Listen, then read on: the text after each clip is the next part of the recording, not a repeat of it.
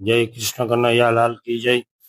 આજના દિવસે એમેઝિંગ બારાડી દ્વારા ભાઈબીજના મહત્વ વિષય પૂછવામાં આવે છે। તો ભાઈબીજના મહત્વની અંદર શાસ્ત્રોમાં ઘણા બધા મહત્વ અને ઘણા બધા નિર્ણયો કરવામાં આવે છે।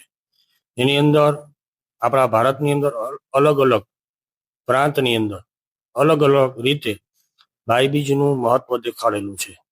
પરંતુ જે સ્કંદ પુરાણ, ભાગવત અને શિવ પુરાણની અંદર બતાવેલ છે એવું આ જે ભાઈબીજનું મહત્વ છે હું તમને મારી ભાષાની અંદર અને મારા જ્ઞાનથી હું તમને આપું છું। તમે સાંભળો કે ભાઈબીજ છે એની શરૂઆત છે ક્યારે થઈ હતી।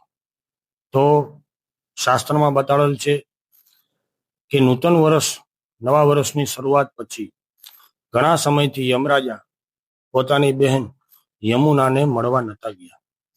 તો યમરાજાને મનમાં એમ થયું કે મારી બહેન છે યમુનાજી છે એને મારે મળવા જવું પડે। તો યમ એટલે કાળ, કાળને જોઈ અને યમુનાજીમાં જે સ્નાન કરેલા વ્યક્તિઓ હતા એ ત્યાંથી ભાગવા લાગ્યા। પરંતુ યમરાજાએ નક્કી કર્યું હતું કે પોતાના બહેનને મળવા જવું છે। એટલે યમપુરીથી થઈ પૃથ્વી ઉપર યમુનાજીને મળવા આવ્યા।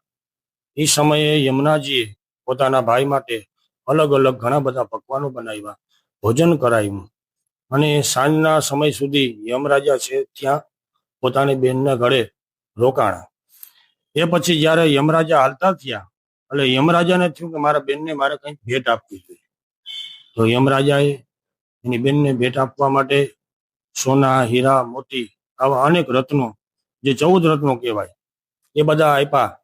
પરંતુ બેને માગ્યું કે ભાઈ મારે આ કંઈ જોતું નથી, આ મારા માટે, હું તો કૃષ્ણની પ્રેમી છું, હું તો ભગવાન દ્વારકાધીશ, હું તો ભગવાન શ્રી વિષ્ણુની પ્રેમી છું અને એના દ્વારા આજે ઘણા સમયથી હું એની પાસે એની સાથે રહું છું।